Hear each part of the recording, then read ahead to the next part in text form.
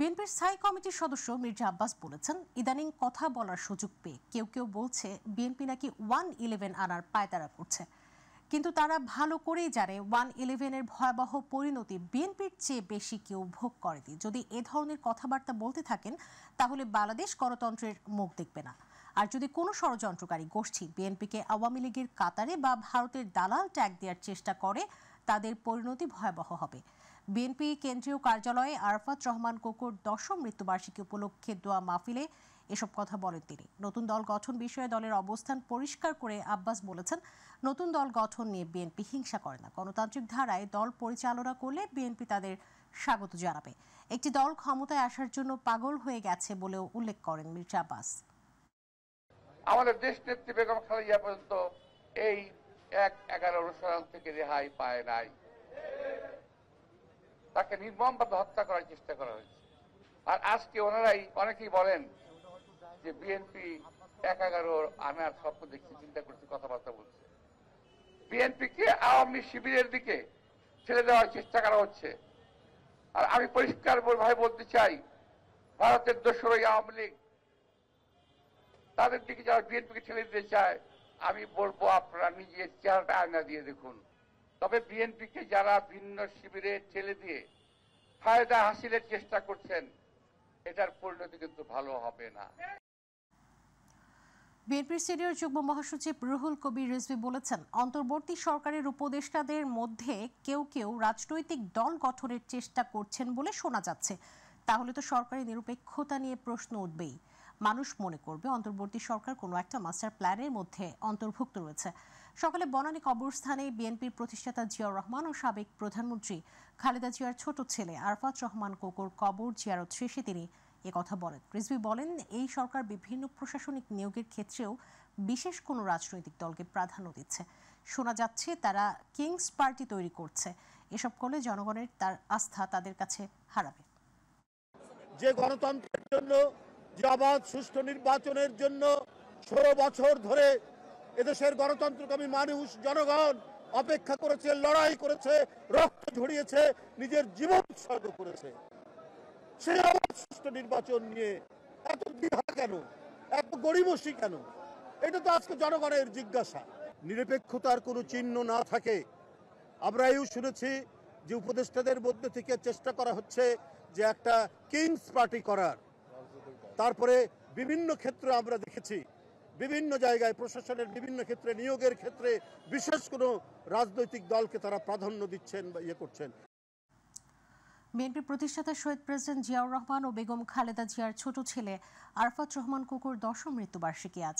বিএনপির ভারপ্রাপ্ত চেয়ারপারসন তারেক রহমানের ছোট ভাই বিশিষ্ট ক্রীড়া সংগঠক মরহুম আরাফাত রহমান কোকোর 10ম মৃত্যুবার্ষিকী উপলক্ষে দোয়া মাহফিলের আয়োজন করা হয়। শুক্রবার কেন্দ্রীয় নয়াপল্টন রাজনৈতিক কার্যালয়ের পর বিকেলে রাজধানীর বিএনপি চেয়ারপারসনের গুলশান কেন্দ্রীয় কার্যালয়ে দোয়া মাহফিলের আয়োজন করা হয়, বিশেষ মোনাজাত করা হয়। এ সময় ভার্চুয়ালভাবে লন্ডন থেকে যুক্ত ছিলেন বিএনপির ভারপ্রাপ্ত চেয়ারপারসন তারেক রহমান। এ সময় দলটির স্থায়ী কমিটির সদস্য সহ কেন্দ্রীয় নেতৃবৃন্দ উপস্থিত ছিলেন। 2015 সালের 24 জানুয়ারি আরাফাত রহমান কোকো কুয়ালালামপুরে চিকিৎসাধীন অবস্থায় মারা যান।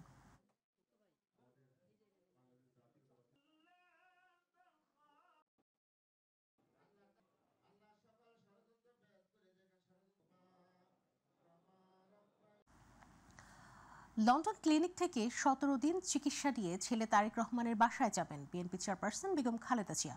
স্থানীয় সময় শুক্রবার রাত 9টায় তার ছেলের বাসায় নেওয়া হবে তাকে। বেগম জিয়ার ব্যক্তিগত চিকিৎসক মোহাম্মদ আল মামুন গণমাধ্যমকে একথা জানিয়েছেন। তিনি জানান, খালেদা জিয়াকে হাসপাতাল কর্তৃপক্ষ ছুটি দিয়েছে। দ্য লন্ডন ক্লিনিক থেকে রাতে তারেক রহমানের বাসায় যাবেন বিএনপি চেয়ারপারসন। খালেদা জিয়ার লিভার প্রতিস্থাপনের বিষয়ে মেডিকেল বোর্ডের চিকিৎসকরা এখন পর্যন্ত কোনো সিদ্ধান্ত নেননি। তার বয়স ও স্বাস্থ্যের উপর বিবেচনা করে পরবর্তী সিদ্ধান্ত নেওয়া হবে।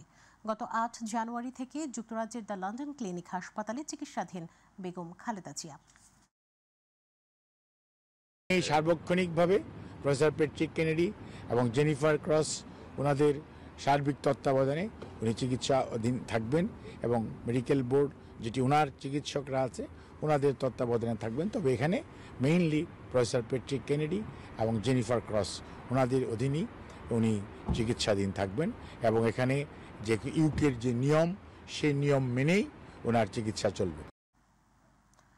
বাংলাদেশ জামাত ইসলামীর আমির ডক্টর শফিকুর রহমান বলেছেন, বাংলাদেশকে স্বাধীনতার পক্ষে বিপক্ষে টুকরো টুকরো করা হয়েছে। একটা বিভক্ত জাতি কখনো সত্যিকারের মর্যাদাবান জাতি হতে পারে না।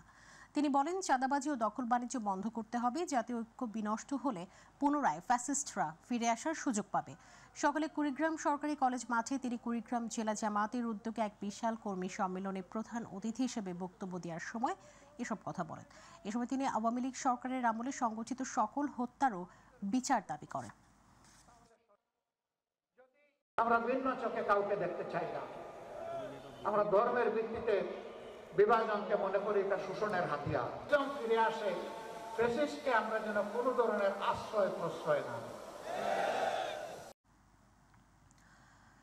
৭২-এর সংবিধান দিয়ে এদেশে বহুদলীয় গণতন্ত্র সম্ভব নয় বলে মন্তব্য করে জাতীয় নাগরিক কমিটির আহ্বায়ক নাসির উদ্দিন পাটোয়ারি বলেছেন, গণপরিষদের মধ্য দিয়ে এমন একটি সংবিধান প্রণয়ন করতে হবে যার ফলে এদেশে আর যেন ফ্যাসিবাদ ফিরে আসতে না পারে।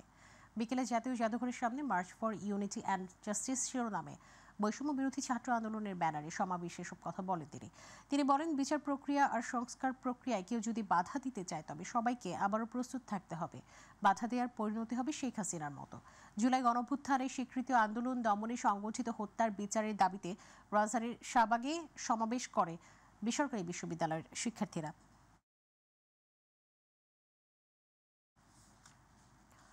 প্রধান উপদেষ্টা অধ্যাপক ডক্টর মোহাম্মদ ইউনূস বিদেশি বিনিয়োগকারীদের বাংলাদেশে আরও বেশি বিনিয়োগ করার আহ্বান জানিয়েছেন। তিনি বলেন, বাংলাদেশ বিনিয়োগ প্রক্রিয়া সহজ করেছে এবং উন্নত বিনিয়োগ পরিবেশে আন্তর্জাতিক ব্যবসা ও বিনিয়োগ বাড়াতে প্রস্তুত। সুইজারল্যান্ডের ডাভোসে বিশ্ব অর্থনৈতিক ফোরামের সম্মেলনের ফাঁকে প্রধান উপদেষ্টা বিশ্বের শীর্ষস্থানীয় কয়েকটি বিনিয়োগকারী প্রতিষ্ঠানের প্রধান নির্বাহীর সঙ্গে বৈঠক করে কথা বলেন। প্রধান উপদেষ্টার প্রেস সচিব শফিকুল আলম অধ্যাপক ইউনূসের বরাত দিয়ে সাংবাদিকদের এই তথ্য জানিয়েছেন। শফিকুল আলম বলেন, বিশ্ব অর্থনৈতিক ফোরামের বার্ষিক সম্মেলনের ফাঁকে ডক্টর ইউনূস একাধিক সরকার ও রাষ্ট্রপ্রধান এবং বিভিন্ন বহুজাতিক প্রতিষ্ঠানের নির্বাহীদের সঙ্গে বৈঠক করেছেন। সেখানে তিনি বাংলাদেশে উপযোগী পরিবেশের কথা তুলে ধরে বিনিয়োগ করার আমন্ত্রণ জানিয়েছেন। প্রধান উপদেষ্টা যুক্তরাষ্ট্র, তুরস্ক, চীন সহ বিভিন্ন দেশের বিনিয়োগকারীদের সঙ্গে নিয়মিত কথা বলছেন এবং আমন্ত্রণ জানাচ্ছেন। বাংলাদেশ এখন বিনিয়োগের জন্য প্রস্তুত।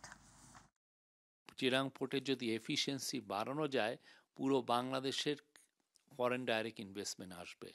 তো সিমিলারলি ওরা ওদের অঙ্কটা বলেনি, বাট তারা খুবই সিরিয়াস। তারা যদি আজকে তাদেরকে বলা হয় এমনকি কালকেই তারা এসে অপারেট করার মতো অবস্থা। দ্রব্যমূল্যের ক্রমাগত ঊর্ধ্বগতি, নিয়ন্ত্রণহীন বাজার সিন্ডিকেট ও নতুন করে আরোপিত ভ্যাট ট্যাক্স বৃদ্ধির প্রতিবাদে বিক্ষোভ সমাবেশ করেছে গণসংহতি আন্দোলন ঢাকা মহানগর। শুক্রবার বিকেলে জাতীয় প্রেস ক্লাবের সামনে এই কর্মসূচি পালন করেন তারা। বিক্ষোভ সমাবেশে দলটির প্রধান সমন্বয়কারী জুরাত সাকি বলেছেন, নিত্য প্রয়োজনীয় পণ্যের ঊর্ধ্বগতির কারণে মানুষের জীবন দুর্বিষহ হয়েছে। এই মুহূর্তে নতুন করে আরোপিত ভ্যাট তা আরও কঠিন করে তুলবে। অন্তর্বর্তী সরকারকে দেশের জনগণের স্বার্থে দ্রব্যমূল্য নিয়ন্ত্রণ সহ বিগত সরকারের সিন্ডিকেট এখনও কাজ করছে জানিয়ে তা নিয়ন্ত্রণে কাজ করার আহ্বান জানান। এ সময় তিনি বলেন, এই সরকারকে কোনোভাবে ব্যর্থ হতে দেয়া যাবে না, তাই জনগণকে সজাগ থাকতে হবে।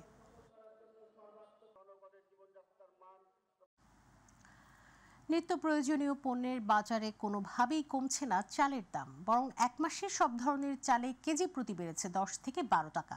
কমেছে মুরগি, আলু ও পেঁয়াজের দাম। সবজির বাজার বেশ কিছুদিন ধরেই নিম্নমুখী। কম দামে বিক্রি হচ্ছে সব ধরনের শীতের সবজি। সয়াবিন তেলের দাম নতুন করে না বাড়লেও সরবরাহ এখনও স্বাভাবিক হয়নি। বিস্তারিত জানাচ্ছেন এসএম তানবীর। বিগত কয়েক সপ্তাহ ধরেই চালের বাজার অস্থির। সব ধরনের চিকন চাল কেজি প্রতি 10 থেকে 12 টাকা বেড়ে বিক্রি হচ্ছে 80 থেকে 90 টাকায়। বেড়েছে মোটা চালের দামও। আজ থেকে এক মাস আগে মিনিকেট বিক্রি করছি 70 থেকে 72 টাকা, ওই মিনিকেটে এখন 80 থেকে 82 টাকা। তারপর আটার চাল যেটা বিক্রি করছি 55 থেকে 56 টাকা, ওটা এখন 60 থেকে 62 টাকা। সরকার যদি একটু নিয়ন্ত্রণের ব্যবস্থা করে তাহলে মধ্যবিত্তরা যেমন বাঁচতে পারে, গরিবরাও বাঁচতে পারে। ও মোটা চালের দামও কমুক, সব চালের দাম কমুক। তবে কয়েক সপ্তাহ ধরে ঊর্ধ্বমুখী থাকা সোনালী মুরগির দাম 370 টাকা থেকে কমে বিক্রি হচ্ছে 300 থেকে 320 টাকা কেজিতে। কমেছে আলু ও পেঁয়াজের দামও। এই সপ্তাহে 190 টাকা করে বিক্রি করতেছে, একটু কম। আর পাকিস্তানিগুলো 300 টাকা বিক্রি করতেছে। সোনালী বেচছি আজকে বেশি 300 টাকা, 310 টাকা, মানে আগে একটু বাড়ছে আর কি। শুক্রবার বৃহস্পতিবার দাম বেশি দেয় আর কি। বাজারে তো আমদানি আছে, কিন্তু এরা তো দাম ছাড়তেছে না। নতুন করে তেলের দাম না বাড়লেও এখনও সরবরাহ ঘাটতি সহ মুনাফা করতে না পারার অভিযোগ খুচরা বিক্রেতাদের। বোতলের গায়ে লেখা এমআরপি দরে কিনে সে দামেই বিক্রয় করতে হচ্ছে তাদের। এছাড়া শীতের সব ধরনের সবজির দাম কম থাকলেও বাজারে আসা নতুন কিছু সবজির দাম বেশ চড়া। ফটবুড়ি আছে 100 থেকে 180 টাকা কেজি, পটল আছে 120 থেকে 30 টাকা কেজি, ভেন্ডি আছে 70 থেকে 80 টাকা। যারা অন্য অন্য সবজিগুলো আছে 40 থেকে 35 টাকার ভিতরে পাওয়া যায় ইনশাআল্লাহ। কিন্তু সবজিটা যদি দাম মোটামুটি কম হয়, কিন্তু অন্য অন্য পণ্যের দাম তো বেশি। আমাদের দেশে দেখা গেল বেগুনের দাম কমলে আলুর দাম বাড়ে। নিত্য প্রয়োজনীয় জিনিস এটা মানে গায়ে রেট তো বেশি আমরা বেচতে চাই না, যেহেতু এটা নিয়ে ঝামেলা হয়, এই জন্য আমরা গায়ে রেটে বেশি। কেউ আসলে তেল খালি তেল চাইলে আমরা কই না হবে না, একটা তেল আমরা গায়ে রেটে তো বেশি কিনা পড়ে গেছে, আমরা গায়ে রেটেই বেশি। তবে আগের মতোই আছে মাছ, মাংস সহ অন্যান্য নিত্য প্রয়োজনীয় পণ্যের দাম। এস.এম. তানবীর, মাই টিভি, ঢাকা। অব্যবস্থাপনা অতিরিক্ত যানবাহনের চাপে মহাখালী থেকে আর্মি স্টেডিয়াম পর্যন্ত প্রায় বেশিরভাগ সময়ই যানজট লেগে থাকে, যার ফলে দুর্ভোগ পোহাতে হয় ভিআইপি এলাকা হিসেবে পরিচিত গুলশান, বনানী, বারিধারা, ডিওএইচএস ও ক্যান্টনমেন্ট এলাকার বাসিন্দা, যানবাহনের চালক, যাত্রী ও পথচারীদের। দীর্ঘ সময় যানজটে আটকে থাকায় একদিকে যেমন সময় অপচয়, অন্যদিকে জ্বালানি খরচ বাড়ছে ভুক্তভোগীদের। হাসান বিশ্বাসের ক্যামেরায় ইউসুফ আলীর বিশেষ রিপোর্ট। প্রায় 2 কোটি লোকের বসবাসের নগরী রাজধানী ঢাকার অন্যতম ব্যস্ততম সড়ক ঢাকা-ময়মনসিংহ সড়ক। এ সড়কের মহাখালী থেকে আর্মি স্টেডিয়াম পর্যন্ত প্রায় সময়ই যানজট লেগে থাকে। ভুক্তভোগীদের দাবি, ইচ্ছেমতো ইউটার্ন বন্ধ করে দেয়ায় যানজট বাড়ছে। এছাড়া কখনো কখনো সেতু ভবনের পাশের ইউটার্ন থেকে বনানী, কাকলী, বনানী কবরস্থান ও নৌবাহিনীর সদর দপ্তরের সামনের ইউটার্ন বন্ধ করে দেয়া, কবরস্থানের পাশের সড়ক ওয়ান ওয়ে করায় দীর্ঘপথ ঘুরে গন্তব্যে প্রবেশ করতে হয় বনানী, গুলশান, ডিওএইচএস, বারিধারা ও ক্যান্টনমেন্টের বাসিন্দাদের। ইউটার্ন নিতেছে, এই কারণে সব একদিকে চাপটা পড়ে, এই কারণে জ্যাম হয়। এয়ারপোর্টে যাওয়ার জন্য টাইমটা লস হয়ে যায়, তারপরে গ্যাস তো মনে করে বেশি খায়। যত্রতত্র লোকাল বাস থামিয়ে যাত্রী উঠানামা করানো এবং ঝুঁকি নিয়ে রাস্তা পারাপারের কারণেও যানজট সৃষ্টি হয়। আমার সামনে যে লোকটা আইলো, উনি হাঁটা দিয়েছে, আমি হাঁটা দিলাম। ওভারব্রিজ দিয়ে গেলে আমি গাড়িটা হয়তো ধরতে পারতাম না, কিন্তু এখন তো আর ধরতেই পারবো না। আমি ভাবছি এখানে কিভাবে কিছু হয়েছে, এই জন্য আমরা দেখতে আসতে কি বিষয়টা কি। কিছু গাড়ি আছে থামাইয়া প্যাসেঞ্জার লাই, এই প্যাসেঞ্জার কারণেই লওয়ার কারণেই এইগুলো যানজট বেশি। যে জায়গায় মনে করেন যে 10 মিনিটে যাইতে পারবো, ওই জায়গায় যদি 20 মিনিট লাগে, তাহলে এটা তো কষ্টের কারণই। যানজটে অধৈর্য হয়ে উল্টো পথে চলতে গিয়ে অনেককে গুনতে হয় জরিমানা। হয়তো তারা নিয়ম করছে যে এখান থেকে উল্টো ভাবে যাওয়া যাবে না, এই জন্য আটকাইছে। হুন্ডার হচ্ছে 92 আপনার হচ্ছে 1000 টাকা সর্বপ্রথম, মানে অপরাধের জন্য প্রথম অপরাধে 1000 টাকা প্রসিকিউশন দেওয়া হয়েছে। আর হচ্ছে জিপ গাড়িটা হচ্ছে 2500 টাকা। ভুক্তভোগীদের দাবি, ইউটার্নগুলো খুলে দিলে যানজট কিছুটা লাঘবের পাশাপাশি সময় ও তেল খরচ সাশ্রয় হবে। কাটাগুলো থাকলে তো কাটাগুলো গাড়িগুলো জায়গা আপনার, এখন তো এই রাস্তায় চলতে হয় সব গাড়িগুলো, এর জন্য একটু জাম। একটু কি চলাচল, কারণ 2 মিনিট চল দিলে যানজট কম হবে, ভালো হবে। মহাখালী থেকে আর্মি স্টেডিয়াম পর্যন্ত সড়কে ইউটার্নগুলো যখন খোলা থাকে তখন যান চলাচল এরকম স্বাভাবিক থাকে। যখনই ইউটার্নগুলো বন্ধ করে দেওয়া হয়, সৃষ্টি হয় তীব্র যানজট আর দুর্ভোগ পোহাতে হয় এ সড়কে চলাচলকারীদের। গুলশান জোনের ট্রাফিক বিভাগের ডেপুটি কমিশনার মাহফুজুল ইসলাম বলেন, নিয়ম না মানার কারণে কখনো কখনো তীব্র যানজটের সৃষ্টি হয়, তখন বাধ্য হয়ে গাড়ির জট কমাতে ইউটার্ন বন্ধ করে দেয়া হয়। তিনি বলেন, চালক, যাত্রী ও পথচারী সহ সকলের সহযোগিতা পেলে যানজট রোধ করা সহজ হবে। যে ইউটার্নগুলি আছে সেটা কিন্তু আমরা করিনি, সেটা কিন্তু এই রাস্তার প্ল্যানের মধ্যে আছে। সেই ইউটার্নগুলি আপনারা একটা দেখতে পাবেন যে নেভির সামনে ওখান থেকে একটা ইউটার্নের ব্যবস্থা আছে, আবার আমাদের আমতলির ওখানে একটা ইউটার্নের ব্যবস্থা আছে। এই ইউটার্নগুলি কিন্তু এই রাস্তার প্ল্যানের মধ্যে আছে। যারা এটা প্ল্যান করেছে তারা তো জেনে বুঝে এটা করেছে। আর আমি যদি যত্রতত্র এটা করতে যাই তাহলে আসলে ট্রাফিক কন্ট্রোল করা কঠিন আমার কাছে মনে হয়। তারপরেও আমরা এটা লুক আফটার করছি। যদি কোনো জায়গায় আমরা যদি ওই ধরনের এমার্জেন্সি দেখি বা কোনো জায়গায় মনে হয় যে এটা যৌক্তিক, তাহলে আমরা সেটা ওপেন করে দেবো, এতে আমাদের কোনো আপত্তি নাই। ইউসুফ আলী, মাই টিভি, ঢাকা। রাজধানীর এলিফ্যান্ট রোডে ব্যবসায়ীকে কুপিয়ে আহত করার ঘটনায় জড়িত থাকার অভিযোগে মোহাম্মদ হুসাইন ওরফে মিথুন নামে এক ছাত্রদল নেতাকে গ্রেফতার করেছে নিউ মার্কেট থানা পুলিশ। আটক মিথুনকে বহনকারী পুলিশের গাড়ি নিউ মার্কেট থানা প্রাঙ্গণে প্রবেশকালে বাধা দেন মিথুনের সমর্থকরা। পরে ছাত্রদল নেতা মিথুনকে পুলিশের হেফাজত থেকে ছিনিয়ে নিতে যুবদল ছাত্রদলের পরিচয়ে নিউ মার্কেট থানায় হামলা করেন অর্ধশতাধিক নেতাকর্মী। হামলায় নিউ মার্কেট জোনের সহকারী কমিশনার তারিক লতিফ সহ 4 থেকে 5 জন পুলিশ কর্মকর্তা গুরুতর আহত হয়েছেন। পরে হামলায় জড়িত 6 জনকে গ্রেফতার করেছে পুলিশ।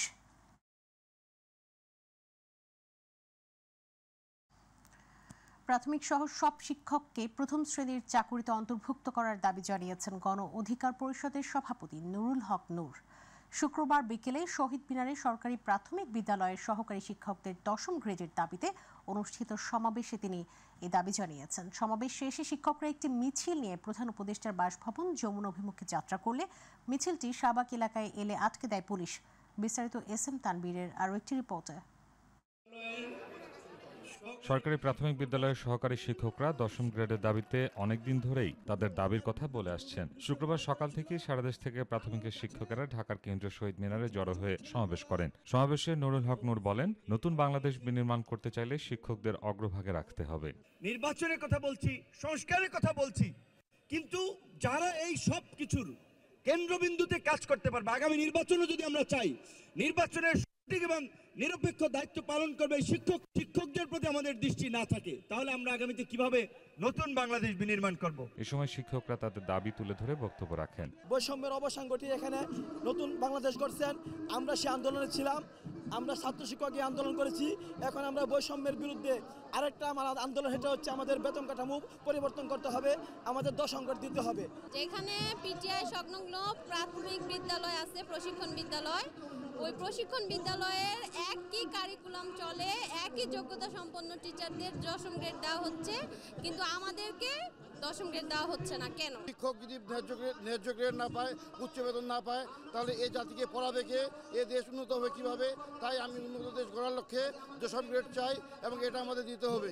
সমাবেশ শেষে একটি মিছিল নিয়ে শিক্ষকরা প্রধান উপদেষ্টার বাসভবন যমুনার অভিমুখে যাত্রা করলে মিছিলটি শাহবাগ এলাকায় পুলিশ আটকে দেয়। পরে শিক্ষকদের একটি প্রতিনিধি দল প্রধান উপদেষ্টা বরাবর স্মারকলিপি দিতে যান। এস এম তানবীর, মাই টিভি, ঢাকা। চলতি বছরের 26 এপ্রিল থেকে 11 জুলাই এই আড়াই মাসে কুয়েত ঢাকা কুয়েত রুটে বিমান বাংলাদেশ এয়ারলাইন্সের ফ্লাইট মাত্র 3টি।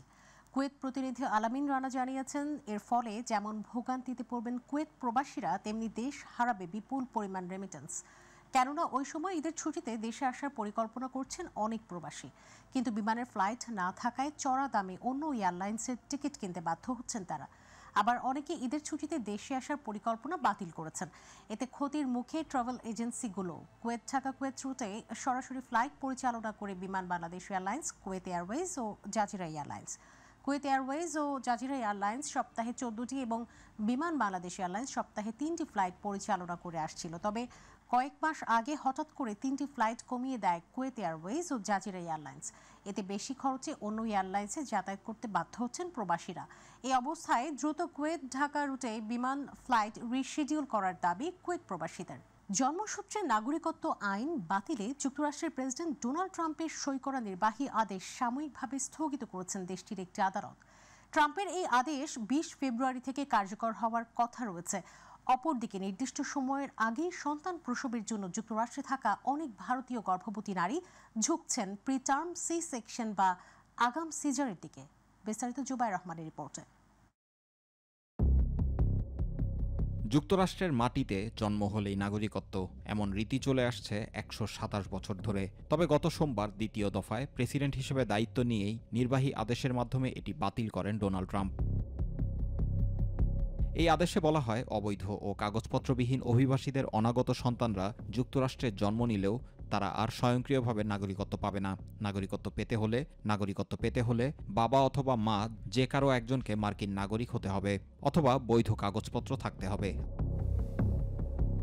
তবে দেশটির এক বিচারক ট্রাম্পের এই আদেশ অস্থায়ীভাবে আটকে দিয়েছেন। সিয়াটেল ভিত্তিক বিভাগীয় বিচারক সংবিধান পরিপন্থী হিসেবে অভিহিত করেছেন। তিনি ওয়াশিংটন, অ্যারিজোনা, ইলিনয়েস এবং অরিগন রাজ্যের আবেদনের প্রেক্ষিতে এ রায় দেন। তবে ট্রাম্পও জানিয়েছেন তিনি এই রায়ের বিরুদ্ধে আপিল করবেন। এদিকে ট্রাম্পের এমন আদেশের পর যুক্তরাষ্ট্রে H-1B ও L-1 ভিসাধারী ভারতীয় গর্ভবতী নারীরা গণহারে সিজারের দিকে ঝুঁকছেন। তারা নির্দিষ্ট সময়ের আগেই সিজারের মাধ্যমে সন্তান প্রসবের চেষ্টা চালাচ্ছেন, যেন তাদের সন্তানরা যুক্তরাষ্ট্রের নাগরিকত্ব পান। ট্রাম্প যে আদেশ দিয়েছেন সেটি আগামী 20 ফেব্রুয়ারি থেকে কার্যকর হবে। এই সময়ের আগেই গর্ভবতী ভারতীয়রা সিজার করানোর কথা ভাবছেন। ভারতীয় সংবাদ মাধ্যম টাইমস অফ ইন্ডিয়াকে এক চিকিৎসক বলেছেন, তাদের কাছে যেসব ভারতীয় নারী আসছেন তাদের বেশিরভাগই 8 অথবা 9 মাসের গর্ভবতী। এই চিকিৎসক বলেছেন, তাদের কাছে এক ব্যক্তি তার স্ত্রীর জন্য রেজিস্ট্রেশন করতে এসেছিলেন, যিনি মাত্র 7 মাসের গর্ভবতী। Zubair Rahman, My TV news. দীর্ঘ 15 মাসেরও বেশি সময় পর সম্প্রতি ফিলিস্তিনের গাজায় কার্যকর হয়েছে বহুল আকাঙ্ক্ষিত যুদ্ধবিরতি চুক্তি। তবে এর পরও যেন থামছে না ইসরায়েলের হামলা। অবরুদ্ধ এই ভূখণ্ডটিতে ইসরায়েলি সামরিক বাহিনীর হামলায় আরও 2 ফিলিস্তিনি নিহত হয়েছেন, আহত হয়েছেন আরও কয়েকজন। বার্তা সংস্থাটি বলছে, যুদ্ধবিরতি চুক্তি সত্ত্বেও দক্ষিণ ও মধ্য গাজা উপত্যকায় ইসরায়েলি হামলায় বৃহস্পতিবার 2 ফিলিস্তিনি নিহত এবং অন্যরা আহত হয়েছেন। একটি মেডিকেল সূত্র আনাদোলুকে জানিয়েছে, দক্ষিণ গাজার পশ্চিম রাফার তেল আল সুলতান এলাকায় একটি বাড়িকে লক্ষ্য করে ইসরায়েলি আর্টিলারি হামলায় হতাহতের এই ঘটনা ঘটে। ইসরায়েল এবং হামাসের মধ্যে চুক্তির অধীনে আশপাশের এলাকাটিকে নিরাপদ হিসেবে ঘোষণা করা হয়েছে, যাতে ফিলিস্তিনিরা ফিরে যেতে পারে। বাংলাদেশ প্রিমিয়ার লিগের বিপিএল চ্যাম্পিয়ন ট্রফির আজ বরিশালে প্রদর্শিত হয়েছে। ক্রিকেট ভক্ত ও অনুরাগীদের দেখানোর জন্য দুপুরে ব্রজমোহন কলেজে জীবনানন্দ দাস মঞ্চের সামনে রাখা হয়। বেসিক শিল্পনগরী থেকে শোভাযাত্রা করে চ্যাম্পিয়ন্স ট্রফি ব্রজমোহন কলেজে আসার সময় মোটরসাইকেল যুগে শত শত ক্রিকেট প্রেমী যোগ দেয়।